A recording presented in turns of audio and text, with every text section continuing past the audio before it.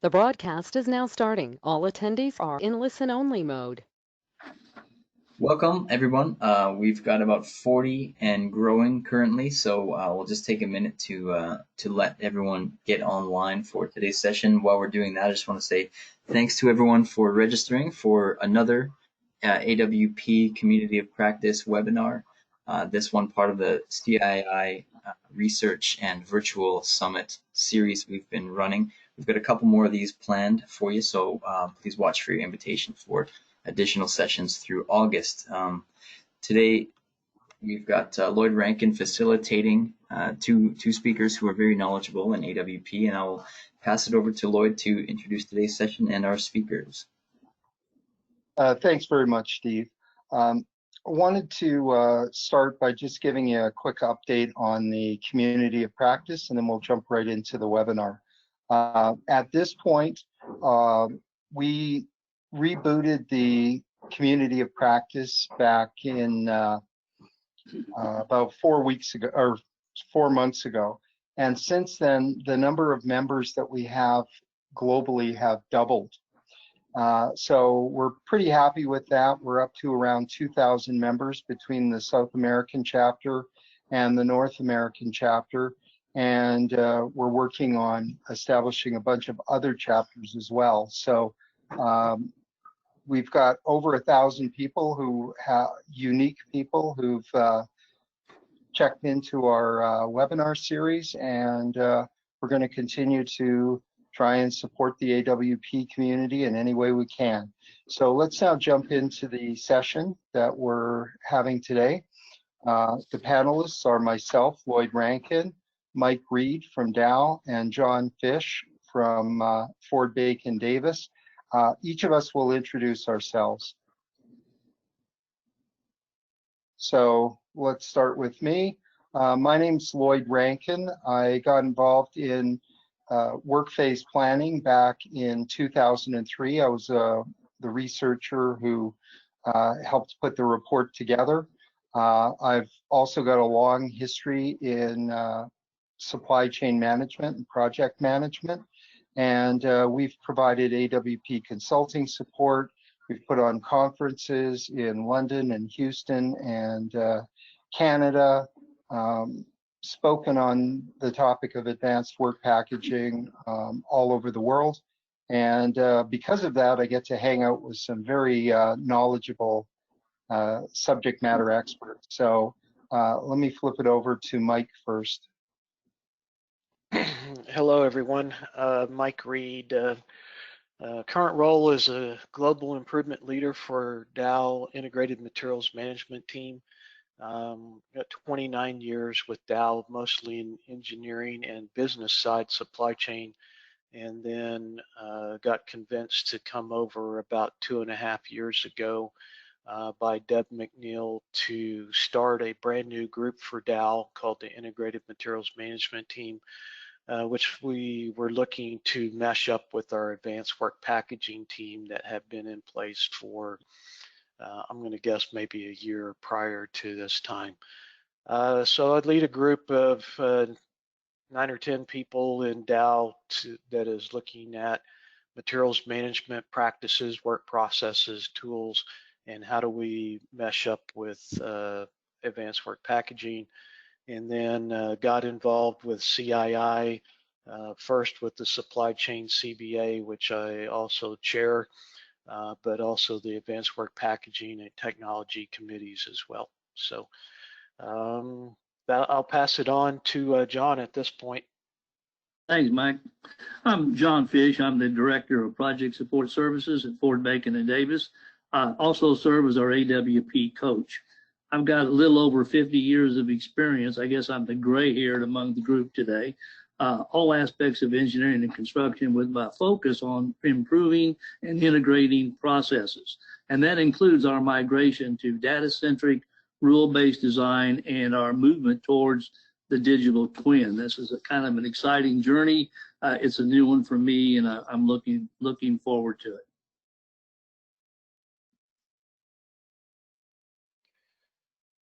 All right, so let's go ahead and get kicked off into the research topics, and it looks like I'm up first with Research Team 363, which was looking at integrating the supply chain with advanced work packaging practices.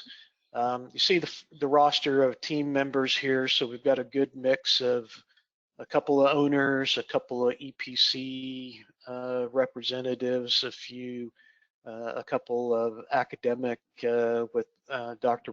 O'Brien and his grad student Jay Choi, and then the suppliers, Annabella Martin with Hilti and Kevin Rizzo, Vic Pollock, and a couple of service providers in the tech space. So we have a pretty good mix of people, although we did struggle to find, a second supplier representative at first with the company, but a good mix of folks to work with, and I'm humbled to be a part of this research team. And we had some really, really good discussions about how do we, take that next step and integrate, in particular, suppliers into advanced work packaging.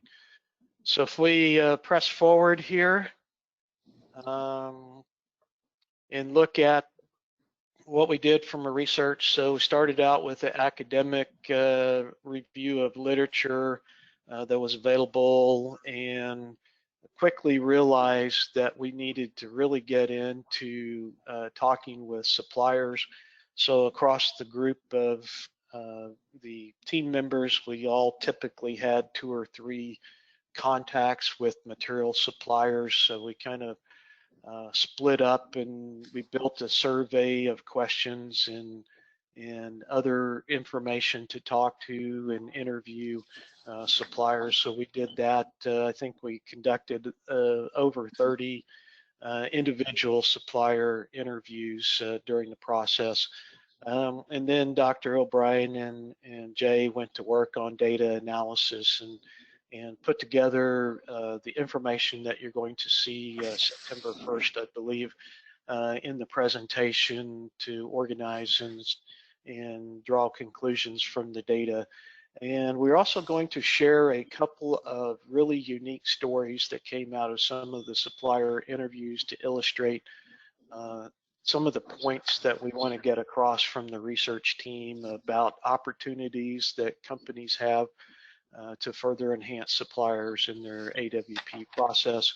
And we're probably 75% done with our written report generation, maybe a little bit further. And if you go on to the next one there, Steve, if we look at some of the deliverables that we had coming out of the original charter for the team, is to look at the current supply chain practices and recommendations.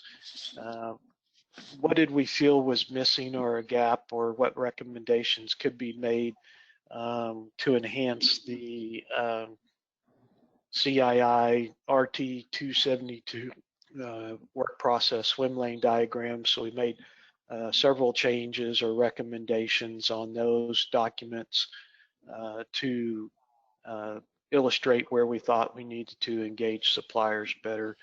And then we also looked at some of the challenges of the suppliers and benefits of not only the suppliers but also the EPC and owner companies.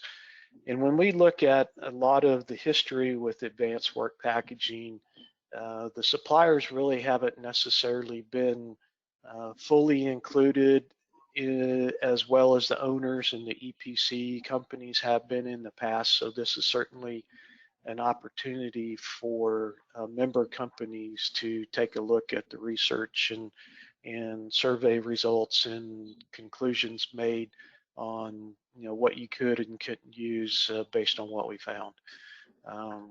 But it does seem that we were behind on engaging suppliers in the process versus some of the other project functions and companies. Great. And John, could you walk us through what your team was involved in? Yeah, this is I think it's my 8th CII team that I've served on over the years, And I have to say that each team just seems to get a little better. I don't know whether people are getting smarter or what, but I have really enjoyed these teams. This particular team, we had over 100 years, I think it was 120 years of experience in commissioning and startup related activities. So this was a real, if you want a PhD course in commissioning and startup, this was the place to get it. So I really learned a lot. I can't say enough about our academics. Fernanda and Jim, they were just fantastic. And Zhang Wan just kept everything moving. So it's really critical to have a good academic support when you have a team like this, because we're all thinkers. We're not exactly doers, and our academics and our students just kept us moving along. We've got a pretty good spread there between owners and suppliers, Autodesk and all, and contractors. So I think we had a really good team. All right, next slide.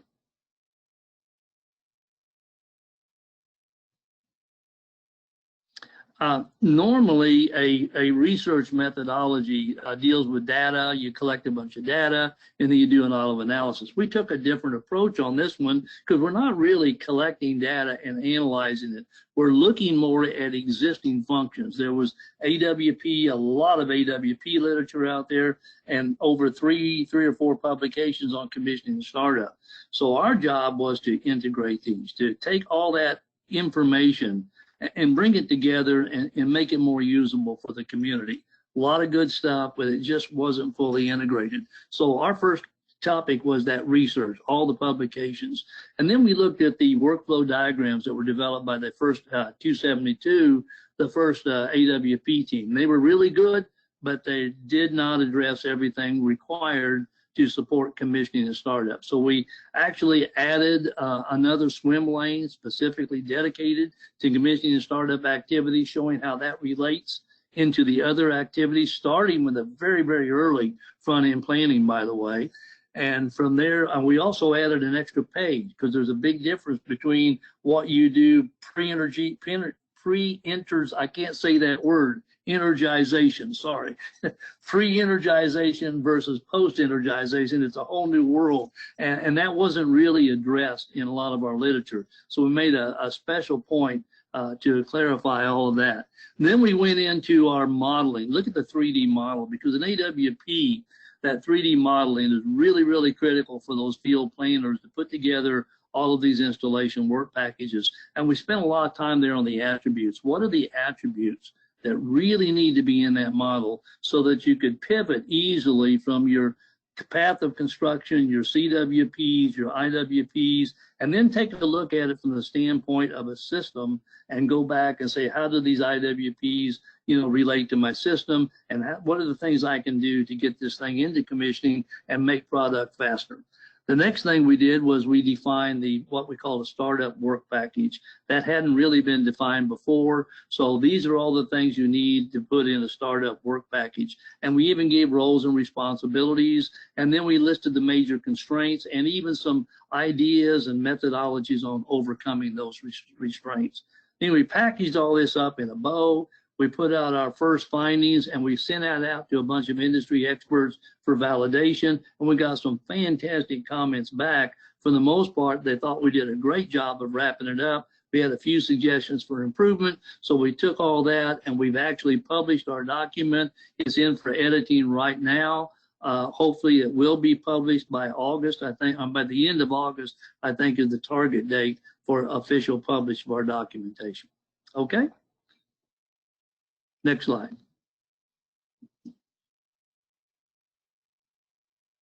The deliverables, what we're looking at here, the AWP work process diagrams, that's really, really key because it shows it has swim lanes. And if you all haven't seen those, I would advise you to pay some attention, because at the specific phases of the project, the very front end planning, the detailed engineering, the construction, procurement phases, it gives you all the players, and it shows all the different tasks that these players need to be looking at, including the owner, the contractor, the suppliers, and the commissioning and startup team.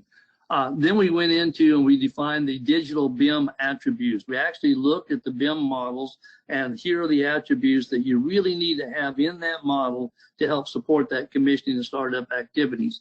We put it together an implementation narrative with a guide to overcome those common barriers and constraints that you would run into on commissioning and startup.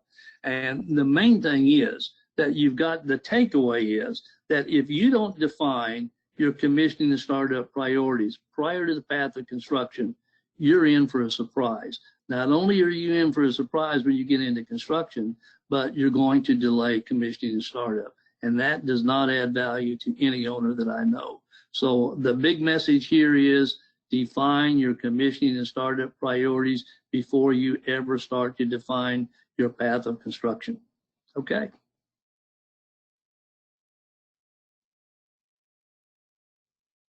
Great. So we're going to talk a little bit about some of the types of improvements that we've seen through other research.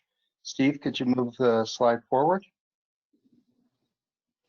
And I'm going to start off with myself. We're a small company, Group ASI, but we got involved with the Construction Industry Institute back when RT272 was being developed.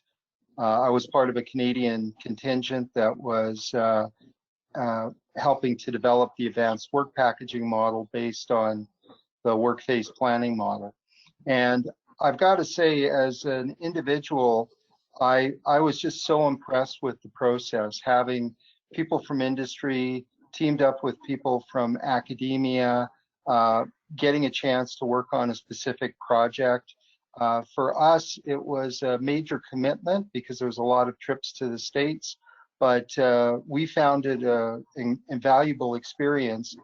And as a result of that, my company, Group ASI, became first a registered educational provider for CII, but then we became an actual CII member company, and I'm currently on the deployment committee. And I've got to say, it's just so impressive when you can get industry folk together to work on problems that they care about with academics to make sure that there's proper rigor. We've been able to see some just amazing improvements, and we'll talk about that in just a minute. But for us, being a member of CII, we get to be the thought leaders. We get to be working on things that normally in our day-to-day we may not have the time to do. So we see it as a huge resource, and being able to download all of the reports as part of our membership, we see huge value in that as well. So I'll pass it on to you, Mike.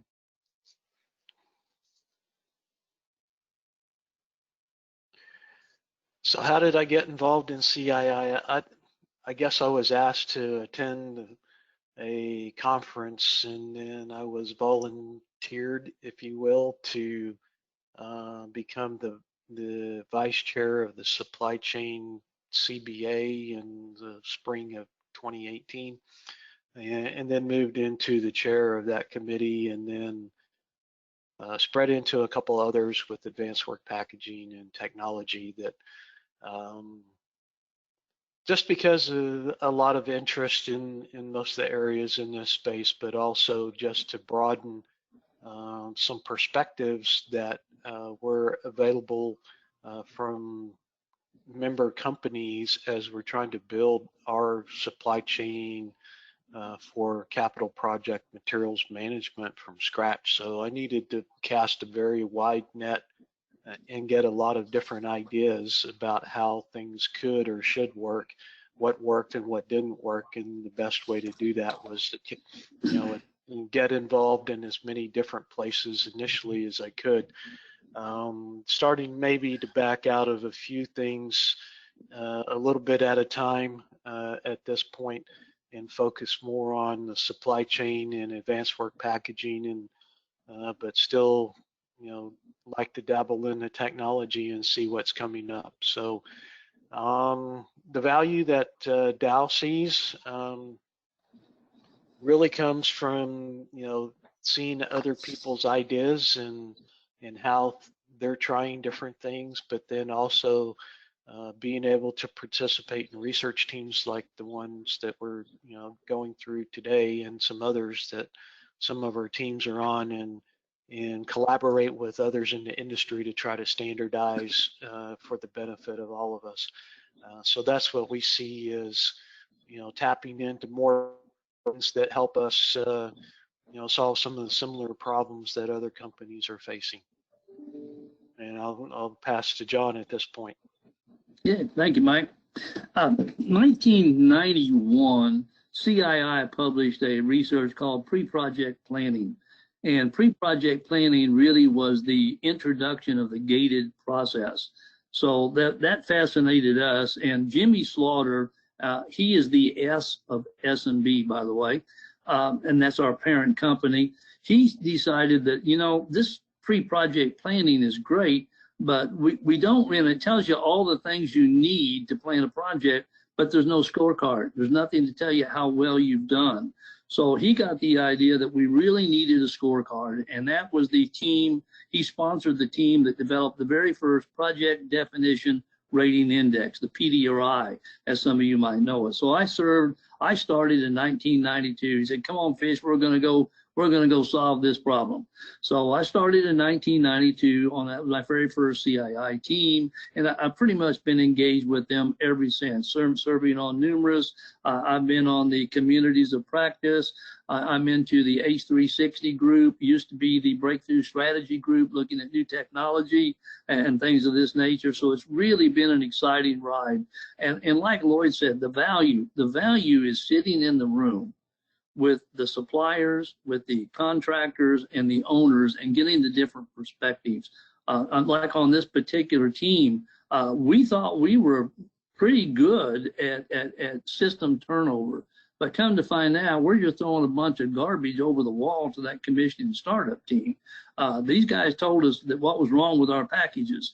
I learned a lot on this team. So we have a lot to do to clean up our act, to make this a much more fully integrated and well-planned process to bring value to the owners. So again, sitting in the room with your peers, and I can't say enough about these young people. I'll tell you what, the young people on our team were just fantastic. I have a lot of faith in the future, guys. I think we're in good hands. That's it. Oh, next slide, I guess. Well, that's back to Lloyd. We're back to you, Lloyd. Yeah, I know. My dog doesn't believe that because I'm at home, she shouldn't be in the shot. I apologize. So I wanted to kick things off with an example of improvements achieved through research. And we've been fortunate enough to have Shell speak at a number of the conferences and summits that we've put on. And at a recent summit in Houston and again in Canada, we had the people from Deer Park speak. They applied the advanced work packaging principles to a number of smaller projects that they were working on. And in their pilot group of 12 projects, by applying the AWP principles, they found that every single project had their schedule come in ahead, and they had a 12% decrease in TOC. So they were able to save 12% of the costs of doing the projects, and they were able to bring in every project early. And that's absolutely by taking the research and applying it. And the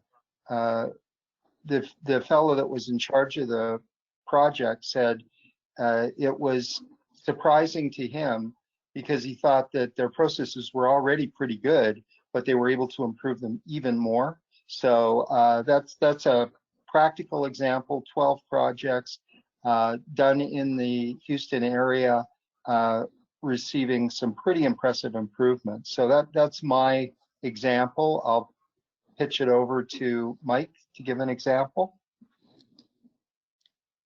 Yeah, I mean, I think we're starting to see it with advanced work packaging for some projects that are using those work practices and collection of best practices in collaboration with construction, and we're starting to see some lower construction costs and some of the oops, I gotta go do this that I forgot to do in planning. So the add-ons and the changes in the field, the risk of those are coming down as well. And so I think that taking this research and understanding how to use it within your company's structure, culture, and work practices and processes is something that we can't, nobody else can really tell you how to execute it at your company. All I can do is tell you, okay, how would I, you need to answer the question, how would I execute this particular idea within the current framework of my company's culture and work processes? So that's, it's hard for CII to tell you exactly what to do, but this is, what you can do, and then your job is to answer it, I guess. Maybe how would I execute it at my company and use this knowledge and data to my benefits for our projects. And I'll throw it to John to make any comments he wants. Yeah, thanks, Mike. I think Mike stated it fairly well. There's a lot of really good stuff comes out of CII, but to take that and apply that to your project, your situation, your facility, it's not an easy step. And I'm going to give credit to Jimmy Slaughter again. Jimmy realized that, hey, there is a wealth of information and knowledge at CII. So our job is to figure out how to take this knowledge and then work with our specific clients to help them implement it on real projects. That's kind of what we try to do, and we made that our mission. And we really feel that gave us a little bit of a competitive edge. A lot of people in the high, what I call corporate, like at Dow or Shell or whatever, they say, hey, yeah, this is really good stuff. We want to use it. We endorse it. But when you get down to all the little facilities they have, those guys down there, believe it or not, they can't spell CII. It doesn't trickle down really, really well, and they don't know what to do with it. They said, my boss up in the ivory tower tells me I need to use this best practice, and we just can't figure it out. Well, our company came to the rescue. So that's where I see from a contractor, you can really help a lot of owners. And then by the way, there's a lot of owners that just aren't members of CII. They don't have access to this information. So we took the best practices and showed our owners how to use this and implement it on real projects in real time and bring value. Thanks very much for that, John. Steve, could you move us to the next slide, please?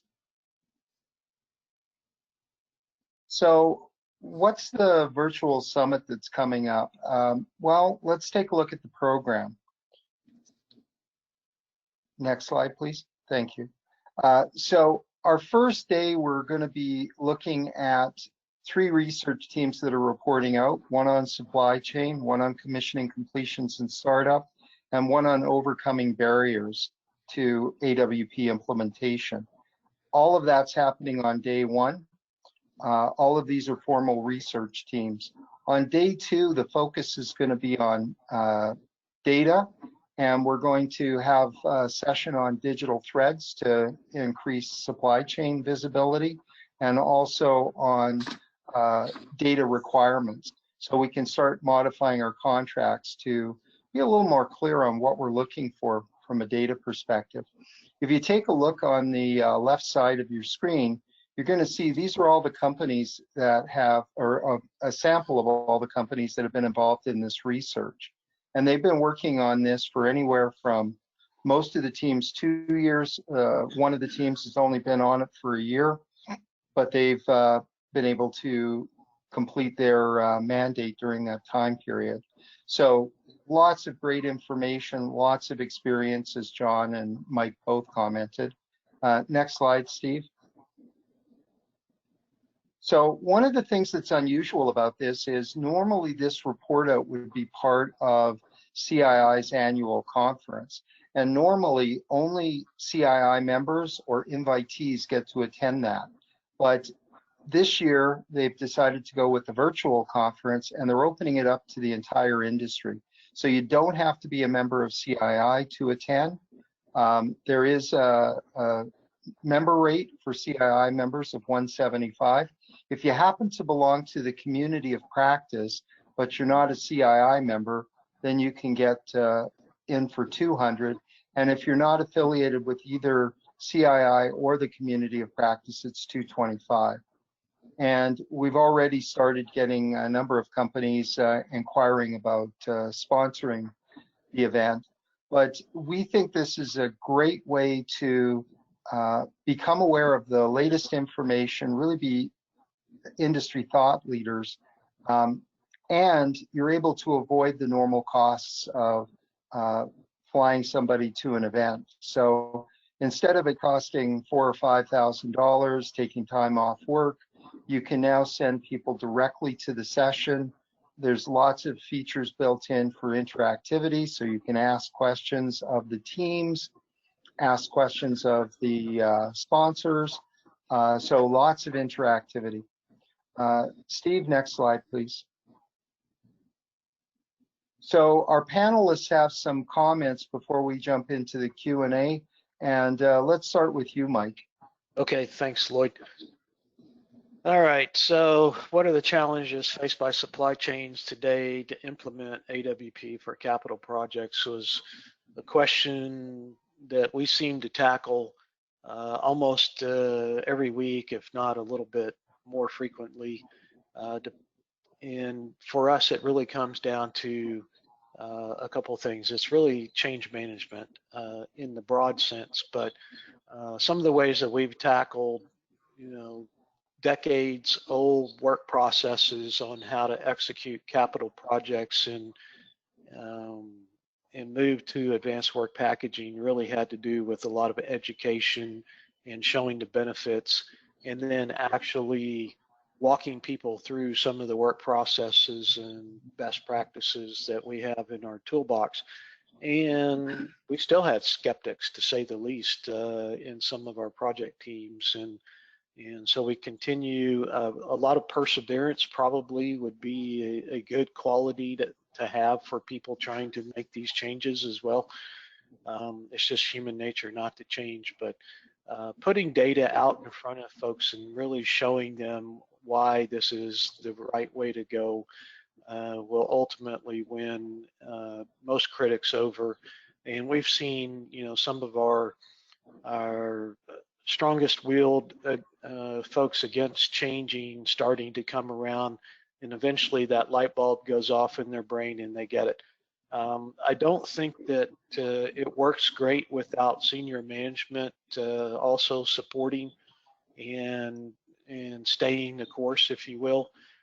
This is not something that you change in most companies overnight. And again, what works for an owner company like Dow or other owners has to be adjusted in EPCs, suppliers, and technology providers. But it doesn't work if you don't have senior leaders supporting it from a budget perspective. And also sometimes it's really nice just to have them say, yes, we are going to do this, and stop bucking the system and get on board with some of the folks. So I would leave that one at that. And I think that we have another one to throw a couple of comments out there.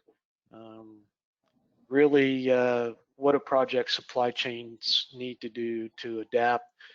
It really is getting a mindset of the data is just as important as the materials that you're bringing to the project sites. And from a data perspective, a digital thread, how do we get the information into the hands of the construction planning teams, or in the case of advanced work packaging, the AWP workface planning teams that are planning the field construction? They have to have data to work with, and and the materials getting there on time is important, but getting the data so that planning can happen ahead of time is as vital to make this process work.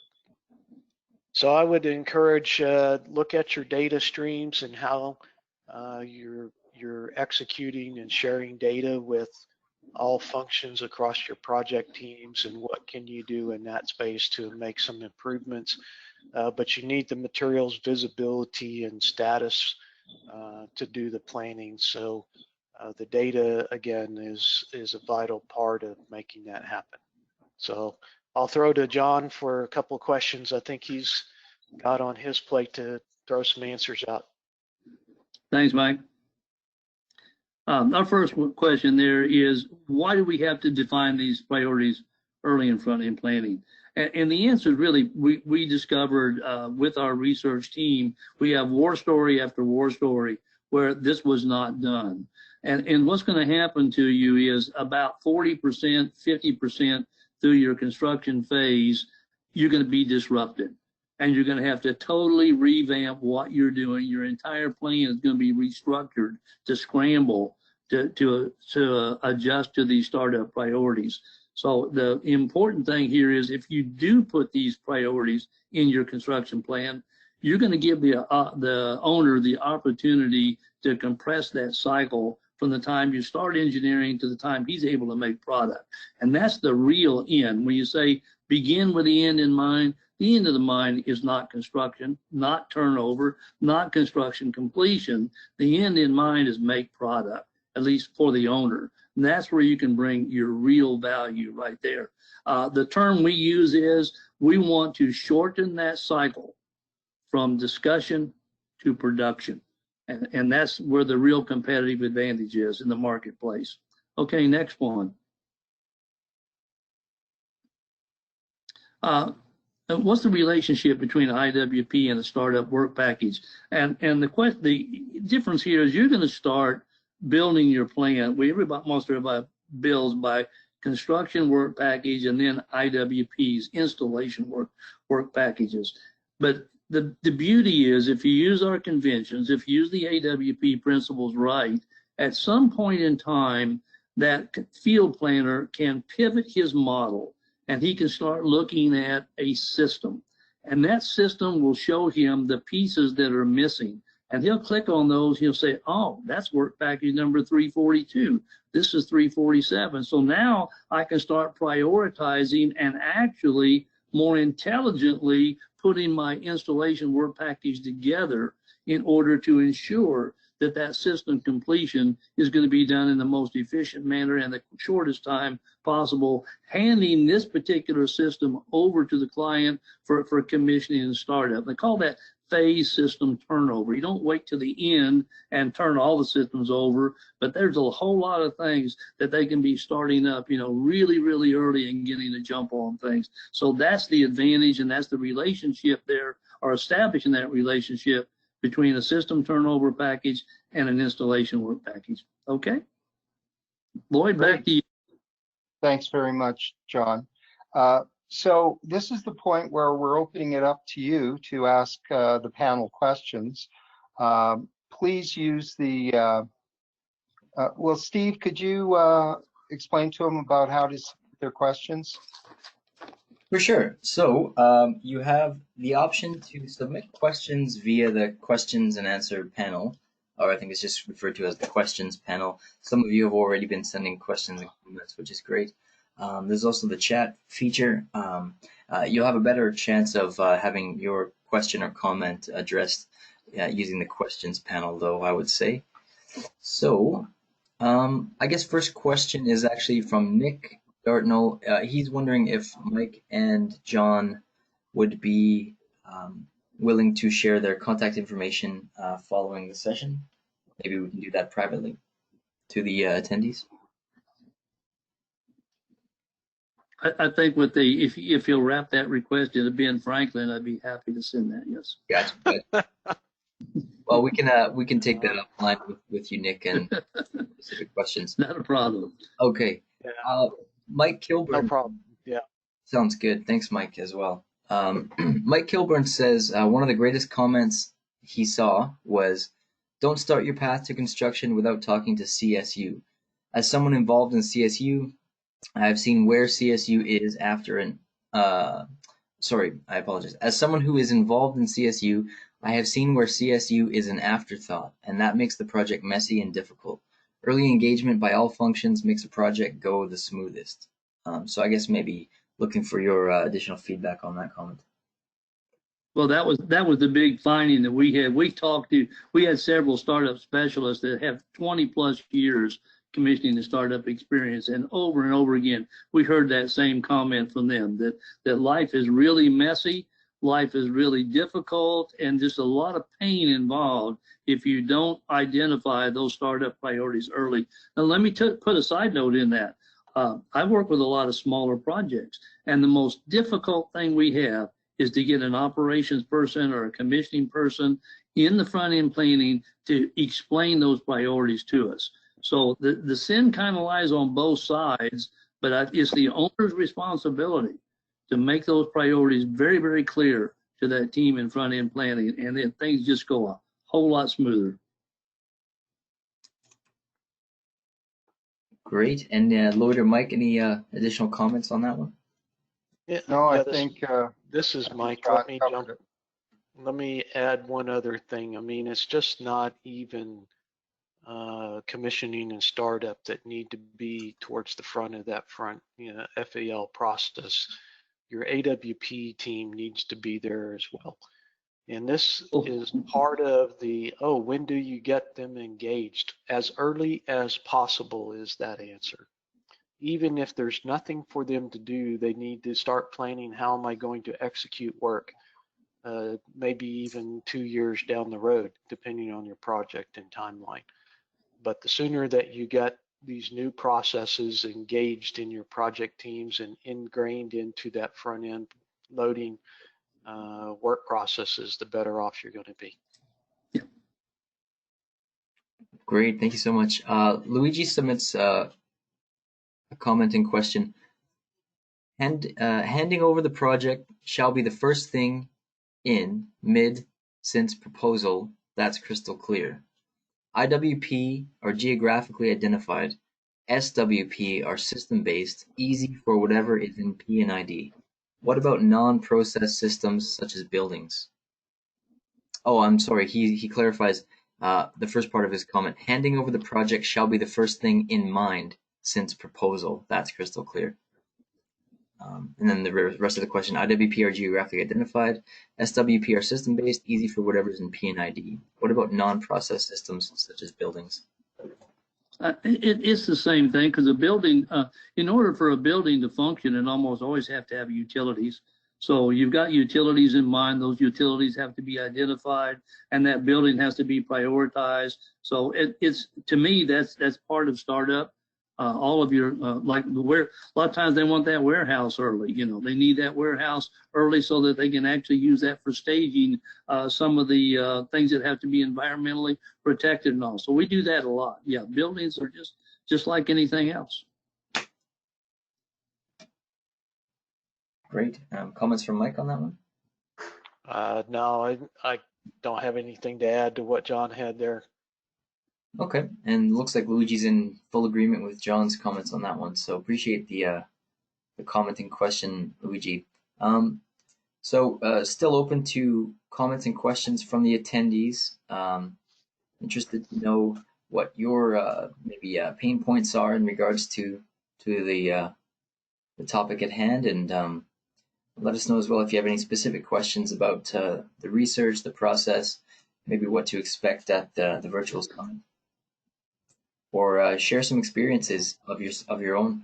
We could take a look back at the questions that we had on the table for the panelists, and maybe you have your own feedback.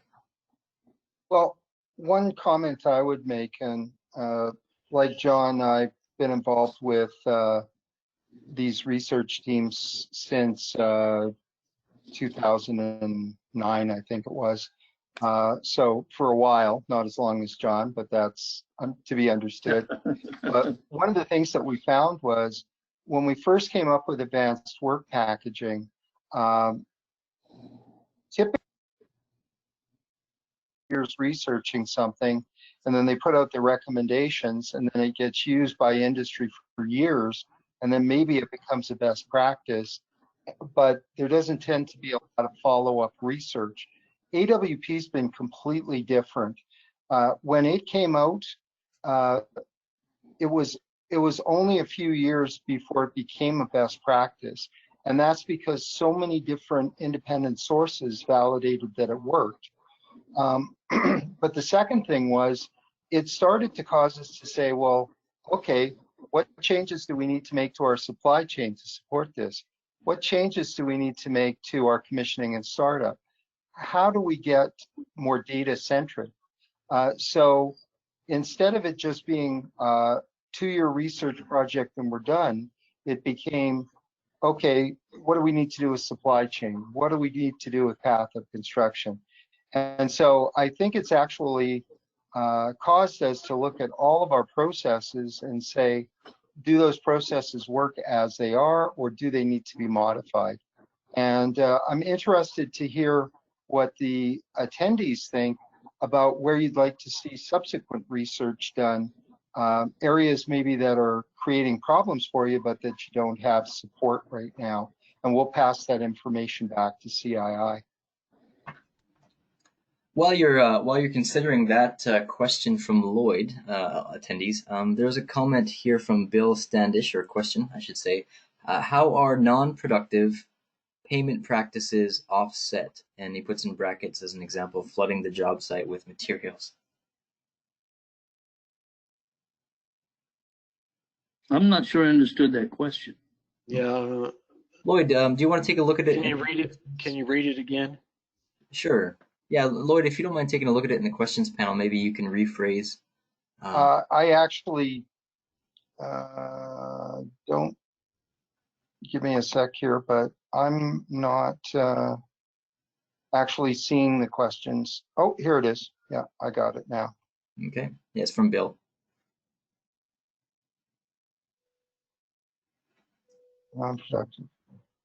Non-productive, flooding the job site with materials. Oh, payment practices offset. I believe what he's talking about is that the contracts often will reward vendors for certain activities, even though those activities may not be supporting the construction group. And so I guess my interpretation is we got to start writing better contracts as to when we need things. But Mike's the materials guy. What are your thoughts on that? Yeah, I think that, there's a couple of things that popped into my mind, and so you say, okay, let's take a very specific example of structural steel fabrication, and maybe you have progress payments on a large job, but really what we need to see is the pieces that we need to follow the pre-described and pre-planned sequence of construction to come in first.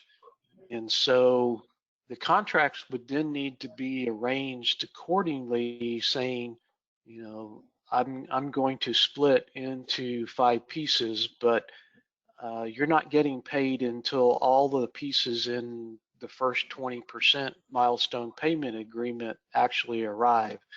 Whereas in history, you might have said, okay, if I've got 5,000 pieces, the supplier is going to send, the first 1,000 pieces that they can do as quickly as possible. Maybe I'm generalizing to a certain extent because I'm not saying that everybody did this, okay? But what you saw was, things that you didn't need at the initial points of your construction project show up, and the pieces that you really need came in last, if you will. And so the sequence of construction and writing the contracts accordingly from the materials perspective needs to be quickly and clearly spelled out during the bid process. And then when you go to execute, you need to provide the data and the engineering specs and drawings and things so that the fabricator and suppliers can follow the sequence that you're asking for. And so that's seems to be a challenge at times, because then we like to get out what engineering that we can do first and quickly and get partially paid for that as well. And so everybody really needs to be aligned and following the sequence of construction. Otherwise, what you describe can happen and does quite often. Great. And any additional thoughts on your side, John?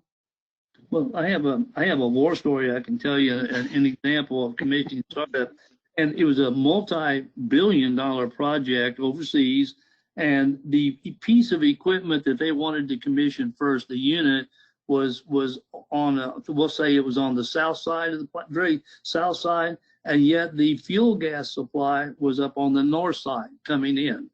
So they ran the fuel line. They got it for a commissioning startup. But now you've got an energized fuel line running a half a mile down through construction. So everybody had to do hot work permitting, energy zones were mapped out. The entire construction project was crippled, like with one hand tied behind his back. If this priority would have been known early, we could have probably rearranged the plot plan in a way that fuel gas line would not have interrupted the construction activities and put a bunch of people at risk. So those are just some simple examples, but these guys had about 10 or 20 cases like this where it's just really pathetic that we don't think these things out better. Yeah, and just as a follow-up, I'm actually talking with a number of people within CII about potentially putting together a contract strategy summit to try and address some of these issues, because we often find that the contract says do it as cheaply as possible, and that's great, but it can actually result in delivery of materials in a sequence that's confounding the project. So getting collaborative on our contracting is something that we feel is necessary to support it. Steve, we've got another question from Nick. Yeah, Nick asks, John, can you talk about how you solve the CSU attributes in the model, since up until operation the relationship is one-to-one, but when we talk startup systems we can use a many-to-one relationship, i.e. using a tank to supply product to several independent commissioning processes? Yeah, this goes back to it's the conventions that you use to establish your 3D model, and that's not easy, by the way. And I've seen at least 3 or 4 different versions of that, but it requires a great deal of discipline on your engineering company. So your engineering company has to be brought into this really fully, and you've got to think out what are the attributes that we really need in order to be able to support that commissioning and startup and that conversion from geographical to system. And then how are you going to make sure that the engineering company, especially if you got more than one engineering company on a major project, how are you going to make sure that they've all adhered to these things? And that's we keep saying the word data. It's all about the data. It's all about standards, it's all about conventions, and it's all about data.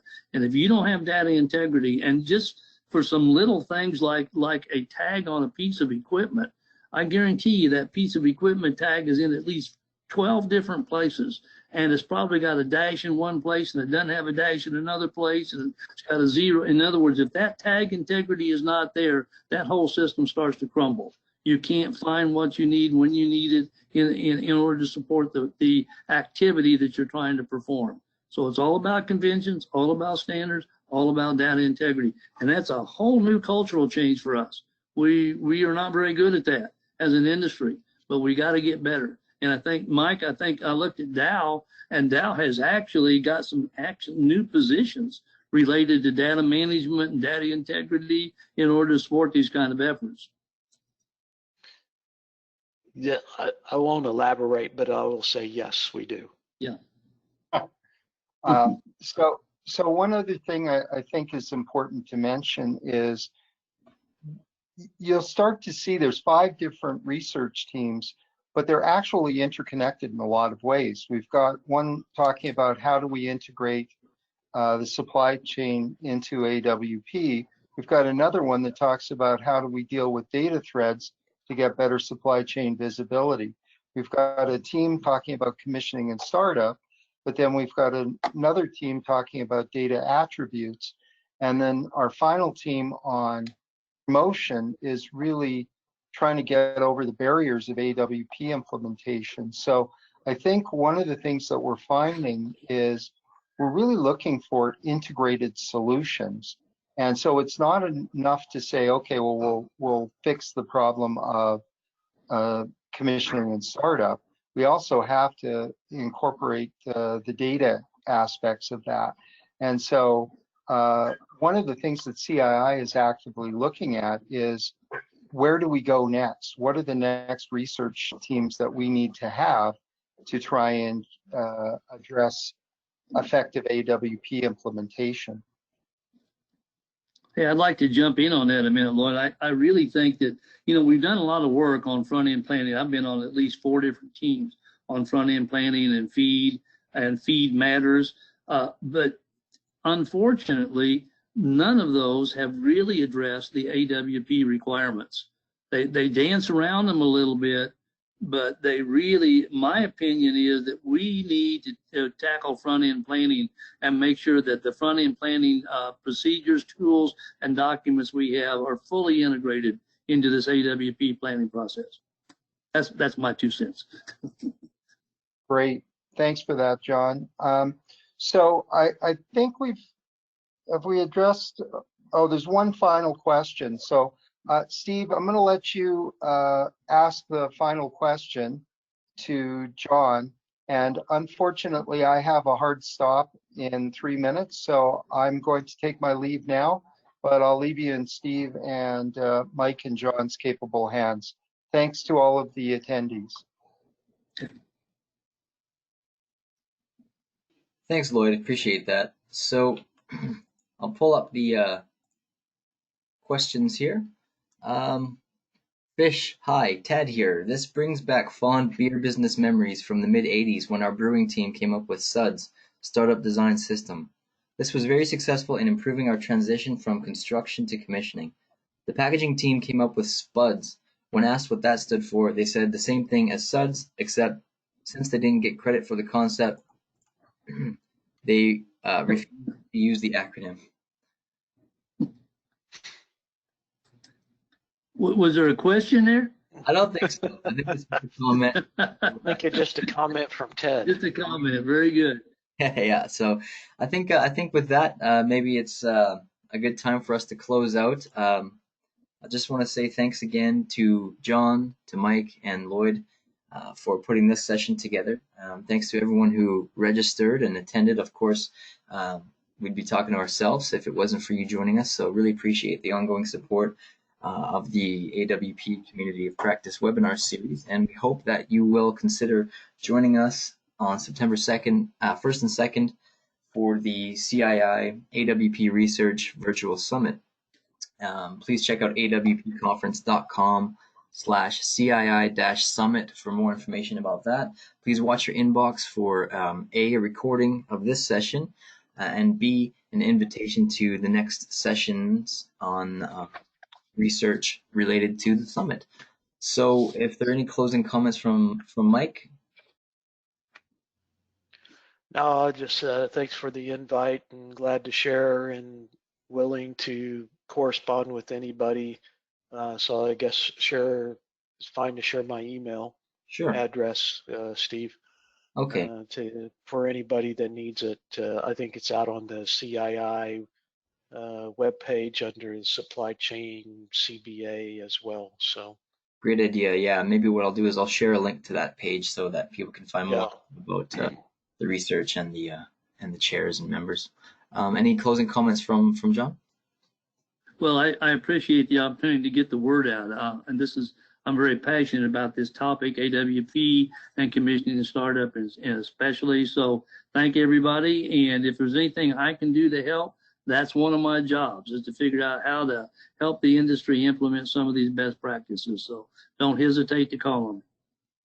Excellent. Thanks again to all. Have a great rest of your day, and be safe. Talk to you all again. Thank you. All right. Bye now. Bye.